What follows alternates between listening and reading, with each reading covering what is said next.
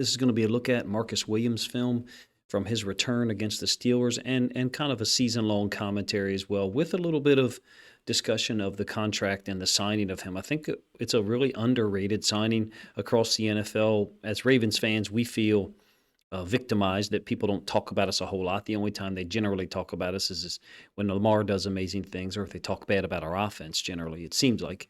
But this signing, to me, is just another example of how the Ravens try to find as much value as they can for a smart salary and a great young player. 26 years old still, I believe. 5-year contract, $70 million. I'm not a contract or cap expert, but when I look at the numbers, 5 for 70, that looks pretty damn good to me for a guy who's playing this caliber of football. When I say this caliber of football, we're now talking about he's played 6 games for the Ravens this year, and he's got 4 interceptions. Pretty high, interception to game played ratio, number one. At the same time, also has 6 passes defensed and a fumble recovery. Made 10 tackles in each of he made 12 tackles in week 1 against the Jets, 10 in week 2 against the Dolphins. The coverage ability, the intelligence, the range, the ball skills, none of those things are surprising. The pre-snap awareness and communication, particularly with Marlon Humphrey, he's generally playing on the right side, the same side as Humphrey since Peters plays on the left. Those things are not surprising at all. What is surprising somewhat is the tackling ability. When you look over the course of the film over the entire season, he's a sure tackler. Did show 1 missed tackle against Tyreek Hill in the week 2 loss against the Dolphins. We're going to go over some of the film from week 1 that kind of illustrates his tackling ability, his versatility. This is the interception along the hash. Now, the tight end falls down, but regardless of that, Marcus Williams is going to be able to make a play on the ball. Is he going to be able to intercept it if the tight end doesn't fall down? I'm not sure, but he's certainly going to be able to make a play on it because he's reading Flacco and he's jumping it immediately. He's just a very savvy, smart player who can play. He can play middle of the field free safety. He can play half field safety, as you kind of see illustrated there. I would be interested, and I'm going to stop the film in a couple of minutes and kind of draw this out. I would be interested to see a completion percentage / interceptions thrown against the Ravens this year for certain parts of the field. And I don't. That's not the end all be all in terms of judging your pass defense, right? We know we've had pass coverage difficulty, sometimes when Marcus Williams is on the field, oftentimes when he was not. But I'd be interested to see what our stats look like in terms of giving up passes, interceptions, when they're throwing to particular parts of the field. This looks like deep halves to me. We don't have any flat player because I think Marlon is on a blitz, so there's really nothing to stop Flacco from delivering this football except, the pressure, if the pressure was to get there before he's able to get the throw off. In this case, he is. Jets week 1, again, he's playing, like I said, most of the time on the right side, the downside of our screen, but the right side of the defense. This is an amazing play by him, first of all, and second of all, Michael Pierce, who... imagine him being on this defense. I mean, he's a starting D tackle. This is the number 3 receiver on the other side, the tight end, who's going to catch the ball right at the sticks. You can see, maybe it's off screen for you guys. That's the gain. That's the yard to gain, which is the 27. Marcus Williams is just jumping it from the other side.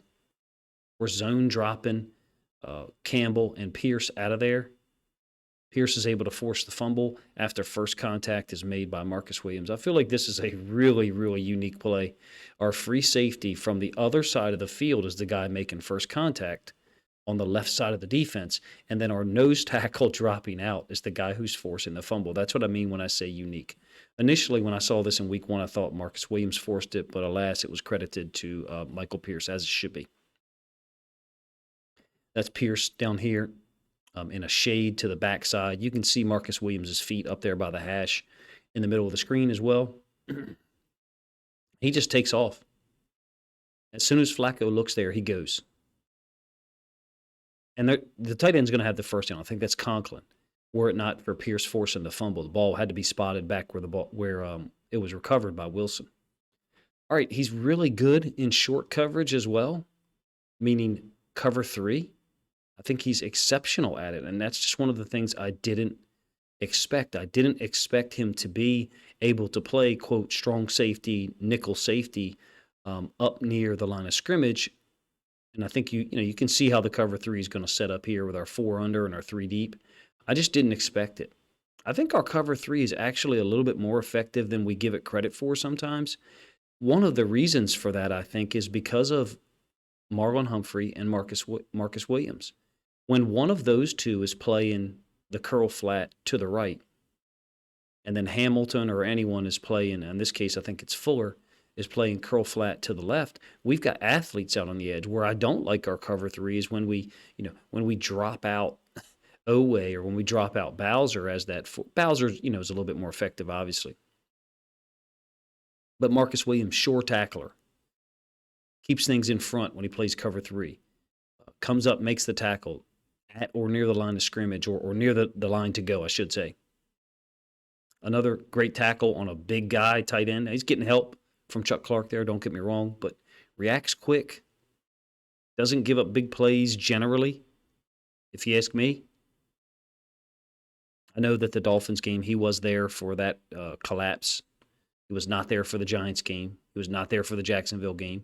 And I think those things, situations could have been different was Marcus Williams around, because he's a guy who it looks like can get you one interception a game or at least the threat of it. And I think at this point, with the amount of film that's out there on him, quarterbacks are going to avoid throwing. And I'm going to digress here for a moment, talking about cutting the field into thirds. You've seen those graphics before where maybe this isn't exactly in thirds, so my apologies. You've seen those graphics before where they talk about Lamar throwing, into certain areas of the field. Now, Marcus Williams is not lined up deep in the middle of the field, but my contention is that when Marcus Williams is around, like this area here is really difficult to get anything done in unless he's lined up where he is now, up closer to the line of scrimmage. That was my point when I was talking about earlier was, I know it's very crudely and ugly drawn, my apologies, is opposing quarterback's completion percentage in the areas of the field Marcus Williams is responsible for. So like this, again, looks like cover three, four underneath, three deep here. The routes just haven't, taken our corners deep yet, but you have a middle of the field free safety. And look at the coverage. He's always on the right side, leverage-wise. He's one of those guys and not everyone can do this, so don't listen to people who say everyone should and can do this. He's one of those guys who can keep his eyes on the receiver and the quarterback kind of simultaneously. That's a skill. Everyone's not able to do that. Oftentimes when people think of Chuck Clark is not able to do both of those things at the same time, see the quarterback and the receiver that he's generally responsible for. And he tends to give up big plays in some of those situations because he gets his eyes too heavy on the quarterback. Marcus Williams is one of those guys. He's got high beams on the quarterback and low beams on the receiver. All right, this is going to be Josh Bynes' interception. I want to talk about this a little bit. Marcus Williams was talked about as being like a middle of the field free safety when he came here. And the video stutters a little bit, so my apologies. He was talked about as being a middle of the field free safety, but he's been pretty damn good as a half field safety too, I feel like. Again, the areas of the field that he's assigned to cover, I feel like the ball's either not thrown there, or when it is, we have a high chance of intercepting it. In this case, Bynes makes a great play from the other side of the field. It's a deep, little comeback by number one. I forget his name, the guy who had a big game against us, a receiver for the Dolphins. Bynes makes a fantastic play. My assertion is, I feel like Marcus Williams, you talk about certain offensive players having gravity. I feel like Marcus Williams, in terms of effectiveness, pass coverage, he has like an aura, meaning, there's a increased chance of something bad happening for the offense when they throw it in the areas that he's assigned to defend or in the areas where he's able to recover it. And I think it's because he doesn't give up the big play. He's always on the right leverage side. He's a very intelligent guy. And have I said he's a great tackler? This is the little fake play action toss, slant backside that they beat Marlon Humphrey on in week 2. His introduction, Marcus Williams' introduction to Ravens fans at home was pretty damn impressive. 10 tackles, 2 interceptions. One of them was the incredible interception on the sideline. I'll show you here in a moment. He's a physical tackler. This is the one thing that I didn't know about him when he came over and when he signed, and I did film study for 2 or 3 days and tried to put something out. Pre-snap communication between him and Marlowe, you can see whatever his communication is. He tells Humphrey to back off, and he does. Look at Marcus Williams giving him the backup signal. So they were adjusting the coverage there, and Marlon listened to him for whatever reason. That says a lot if you ask me about Marcus Williams. He kind of overrides Humphrey's call. Now, it ends up being a run play, and those two guys are involved in it. I think the effectiveness of our run defense is just augmented by having a sure tackler like Marcus Williams back here to help out when something does squeak through. In this case, it ends up being a 3-yard gain to, I think, is that Mostert on a sweep. Great job by Marlon, obviously. Patrick Queen playing with a lot of force, trying to knock the guy into the backfield. All right, end zone angle of his first interception against the Dolphins. Sick play. Sure you remember it. He actually kind of bobbles it. But like I said, he's really good at getting himself into position while still keeping eyes on the quarterback. Now, we can't see, we can see now that he's looking at the quarterback, but we can't see once his head gets off screen here, I guess now for you guys because you have that frame there. You can see his feet. He's worked himself over, and he's starting to get off into a back pedal as Tua's looking to the other side. Tyreek Hill is on that same deep comeback, deep curl that I just showed for Parker. I remember his name now. Parker for the Patriots. It's the same route.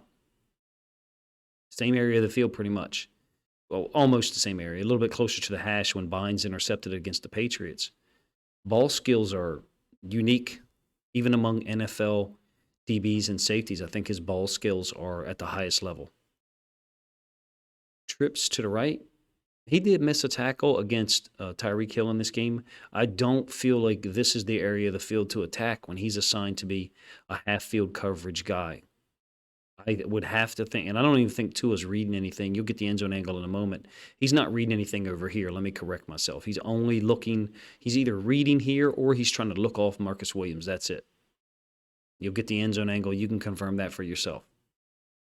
Or tell me, if you think I'm wrong. They overruled it. Marlon got pissed off because they initially called it incomplete. All right, here he is to the downside. Watch Tua post-snap. Everything is looking to his right, our left, and he's just coming back and throwing this. There is no read there in terms of reading the side of the field that he ends up targeting. If anything, I would say don't do this. I guess the idea is maybe they had some film study indicating that if you look Marcus Williams off, that he'll leave that area, he'll vacate his spot. So I guess that's maybe what they're trying to get accomplished. Film that early in the season shows that was not effective against Marcus Williams. All right, Steelers interception. This will be the last play that I show you. This hasn't been a comprehensive look at all of his plays, but look, he's played 6 games, and one of those 6 games was, again, I think against the Bengals, right, where he only played the first half. He only played 29 snaps. I've showed you a lot of his plays coming forward against the pass, like playing cover 3. I've showed you him as a very sure tackler. You've seen some of the communication between him and Marlon pre-snap. Now watch his path to get there. He's going to, and I don't have the whole screen to draw on, he's going to work to the middle of the field and then come back here once he identifies that this is really only 2 receivers going out in the route. I think this guy stays in the block and the tight end stays in the block as well. So he's essentially a bonus player. The other route from the top of the field, George Pickens doesn't threaten him at all. Trubisky, it looks like an overthrow, but also Marlon is making contact with Deontay Johnson, and I think that's impeding his ability to get to the spot where Trubisky actually throws it. Were he not to be impeded with, I think Marcus is going to have a much tougher job trying to intercept this. He may have still been able to intercept it because he's playing at a ridiculously high level this year. Let me know how well you think he's playing. I think he's playing at an all-pro level. I just don't think there's any question or any way to quantify it in a manner that he's not playing as good as any safety in the NFL. When you factor in the turnovers, when you factor in how well he plays in our cover 3 when he rolls up to the right side in the flats, the only complaint I would have about that concept is we seem to show our hand there early with Marcus Williams. I'm not sure, why that is. Maybe it's against certain formations. Maybe it's certain sides of the field. But he's also a great tackler. He's recovered a fumble this year. He's got elite pursuit. I know that he did suffer injury. I would still say he is not someone who is injury prone. This is one of the better signings that the Ravens have made in free agency in a long time, I feel like. I'm sure that there are others I'm forgetting. I'm sure there are. In terms of ones that had, really big impact that other people from across the NFL might remember, obviously Anquan Bolden, Steve Smith. This is on the other side of the ball. I feel like this signing is something that really sets the franchise up defensively for success for a number of years because it's as the salary cap grows, I think this contract is only going to be looked at as more and more team friendly. I believe parts of the contract are signing bonuses that are prorated out each year, like about $3 million each year, but I could be wrong.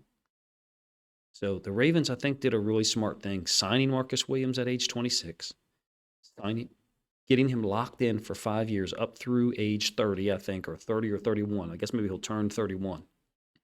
Free agency hits undrafted, or excuse me, free agent in 2027, I think. So we've got him for 4 more years after this one at about 18 million per, except next year's cap hit is only, I think next year's cap hit's only like 8 million, something like that. Pretty unbelievable. If you ask me, it gives, I think there was some foresight possibly here in terms of the cap hit for next year, trying to figure out who we were going to re-sign for next year, having more money available to re-sign Lamar. Hopefully that gets done, before the end of the season, but if not, in the offseason. Let me know if you're as high on the, not just the play. Like there's no argument. You can't. There's no way to be anything but incredibly impressed with his play, right? But let me know if you're as impressed with the contract and the signing of Marcus Williams. It wasn't a top flight corner. It wasn't a top flight wide receiver, but the value that was there for a free safety who is as multiple as Marcus Williams is, and I didn't know he was that multiple. Even in the film study that I did after he signed, I showed some plays of him doing multiple concepts, but I didn't know he could execute all of them flawlessly from one play to the next. And that appears to be the thing that Mike McDonald's defense is going to ask Williams and other people to do. I put a video out Wednesday night talking about our fourth quarter coverage, breakdowns. And I think part of it is because we're trying to be so multiple from one play to the next. Well, Marcus Williams seems to be a guy who can handle that paradigm without issue. Other lesser talented players, I don't believe are capable of handling that. So you need talent in order to be very multiple. You need guys that are smart, you need guys that are very aware, and guys that have a full range of skills. And Marcus Williams brings all of that to the table and more. Love his game. He's fast, becoming one of my favorite players on the team, especially after, just showing up first game against the Steelers as a Raven. Oh, let me just go ahead and get an interception at a moment when the team really needed one. Really unique player from that standpoint. Ravens-Steelers is a serious rivalry, and it didn't seem to affect Marcus Williams at all. He has just come out of the gate swinging in week 1 and 2, and then after his injury against, I think, the Bengals in week 5, he came back swinging in week 14 against the Steelers. We're going to need possibly big plays by him in the secondary again in Cleveland on Saturday to try to get another win and push this team's record to 10-4. Appreciate you guys checking the video out. Let me know what you think of the film study in the comment section. If you think I missed any elements to Marcus Williams' game or maybe some important plays, let me know, and I'll try to follow up with that in another video. Appreciate you guys' time.